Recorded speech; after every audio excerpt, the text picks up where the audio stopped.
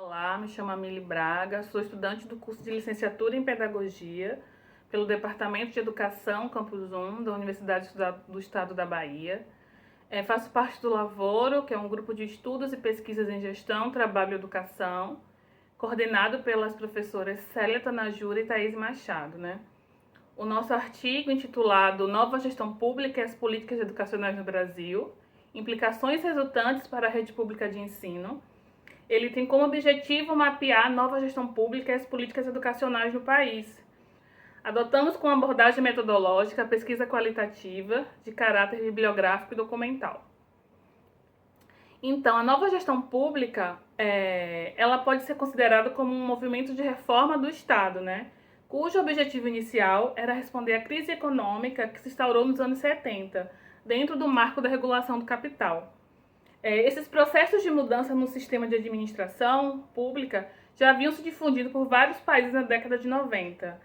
No caso brasileiro, a reforma do Estado se materializa de forma objetiva em 1995, com o Plano Diretor da Reforma de Aparelho do Estado, sobre a gestão do ministro Bresser Pereira, produzido pelo Ministério da Administração e Reforma do Estado, o MARE, né, no primeiro mandato do presidente Fernando Henrique Cardoso.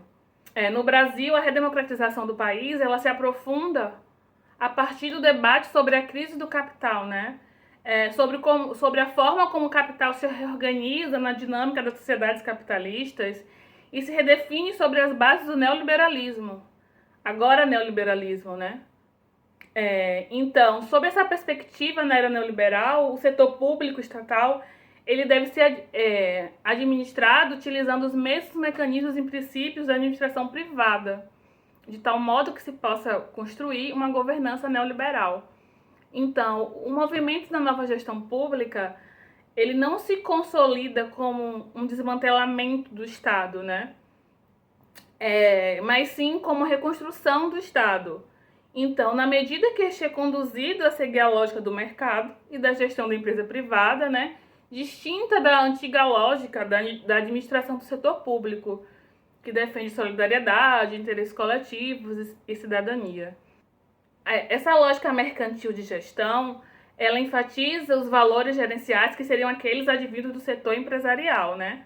Então, quando migra para o setor público, eles permitem a formação de gerentes públicos, identificados com a primazia do cliente e do mercado. Então, agem na distinção entre administração e gestão, como se a gestão fosse apenas um manejo dessa organização institucional, não ideológica, distante da política, somente operacional. Entretanto, essa posição de neutralidade ideológica, ela não se sustenta, né? Visto que qualquer processo de gestão será sempre referendado por escolhas, práticas ideológicas que implicam disputa do projeto societário entre Estado e sociedade civil. Então, sob os princípios da gestão privada, esse Estado gerencial seria considerado o modelo válido para pensar a ação pública e social, né? Então, para tanto, a nova gestão pública, entre outros fatores, ela introduz na máquina pública princípios e práticas do setor privado, ao mesmo tempo que propõe parcerias com outros setores para execução de ações antes exclusivas do Estado. Quando a gente fala no contexto das reformas educacionais implementadas aqui no país, no Brasil, também na década de 90, o Estado ele desenvolve programas e ações para a educação centrados em nova gestão pública. Então, os discursos, práticas repercutem nas políticas públicas em educação, né?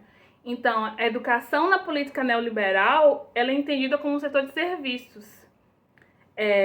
O empresariamento da educação de forma direta, com a exploração da educação como um serviço mercantilizado, ou da forma indireta, por meio de parcerias público-privadas, né? Que têm forte ingerência no setor privado. Essas parcerias público-privadas, elas implicam no afastamento do Estado na oferta direta dos serviços sociais exclusivos do Estado.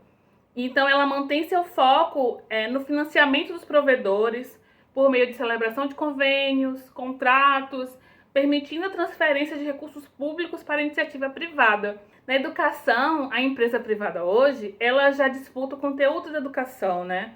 No currículo, na produção de livros didáticos, na gestão, com a transferência de responsabilidades fiscais, financeiras, administrativas aos diretores escolares, na formação dos educadores. Então, sob os princípios da gestão privada, esse Estado gerencial seria considerado o modelo válido para pensar a ação pública e social, né?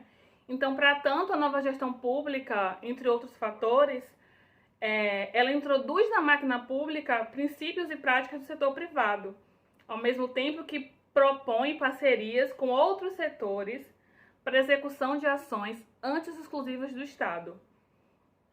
Quando a gente fala no contexto das reformas educacionais implementadas aqui no país, no Brasil, também na década de 90, o Estado ele desenvolve programas e ações para a educação centrados em nova gestão pública. Então, os discursos, práticas repercutem nas políticas públicas em educação, né? Então, a educação na política neoliberal ela é entendida como um setor de serviços. O empresariamento da educação de forma direta, com a exploração da educação como serviço mercantilizado, ou da forma indireta, por meio de parcerias público-privadas, né? Que têm forte ingerência no setor privado. Essas parcerias público-privadas, ela implicam no afastamento do Estado na oferta direta dos serviços sociais exclusivos do Estado. Então, ela mantém seu foco no financiamento dos provedores, por meio de celebração de convênios, contratos, permitindo a transferência de recursos públicos para a iniciativa privada. Na educação, a empresa privada hoje, ela já disputa o conteúdo da educação, né? No currículo, na produção de livros didáticos, na gestão, com a transferência de responsabilidades fiscais, financeiras, administrativas aos diretores escolares, na formação dos educadores, né? Quando estabelece as diretrizes da formação, e na avaliação de resultados, né? Quando ela determina as metas a serem alcançadas pelos estudantes. Então, as mudanças no papel do Estado são profundas. Quando ele deixa de ser o executor de políticas para ser apenas o controlador de resultados, fomentando assim a ideologia do empreendedorismo, né? Quando desloca para o indivíduo as responsabilidades que originalmente seriam do poder público. A implementação da nova gestão pública nos países de capitalismo periférico, com ênfase na América Latina, que deu origem ao nosso trabalho, ele se instala como uma grande inovação na redução do Estado, né?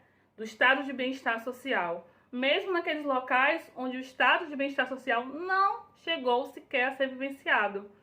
Então, no sistema educacional, a nova gestão pública vem fundamentada nos conceitos empresariais, como a gente já falou, de eficiência e eficácia, como as matrizes normativas, né?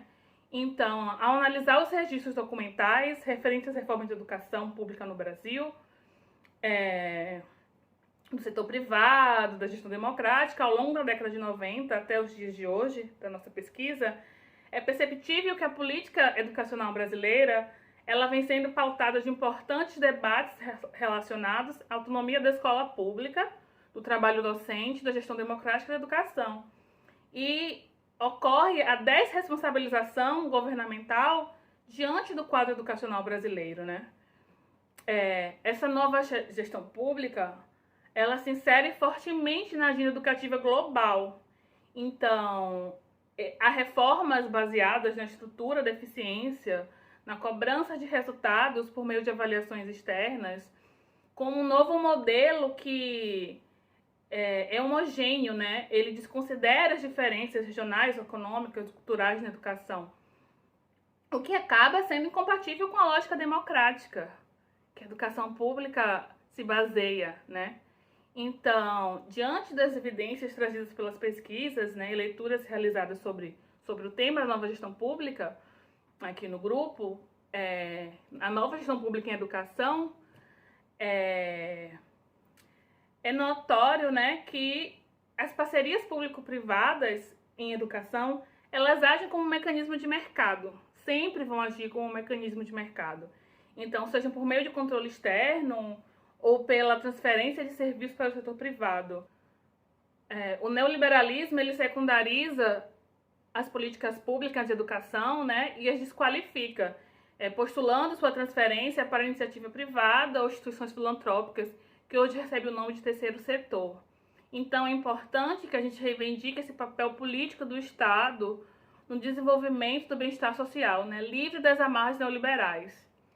E para finalizar, temos vivenciado o privado, né, a gente constatou que a gente tem vivenciado o privado como política pública, como um projeto político dos governos. Então, há inúmeras tentativas de privatização da educação pública em curso no Brasil hoje. E elas são ancoradas em pautas neoliberais, neoconservadoras, neofascistas, e trabalham para dissolver o pacto social estabelecido pela Constituição Federal, lá em 1988. Então, a gente enfatiza mais uma vez que o Estado brasileiro é o principal responsável pela oferta da educação básica. No entanto, esse conteúdo pedagógico de gestão escolar, tão importantes, ele é cada vez mais determinado por instituições que introduzem a lógica do mercado e da empresa privada na educação pública, né? Sob a justificativa de que dessa maneira estão contribuindo para a qualidade da escola pública. Mas ele só afasta os princípios democráticos que sustentam a educação e extingue o papel social do Estado. E para finalizar, eu gostaria de agradecer a organização do evento, que nos deu a oportunidade de apresentar esse trabalho aqui, em nome do Grupo Lavoro e da Universidade do Estado da Bahia.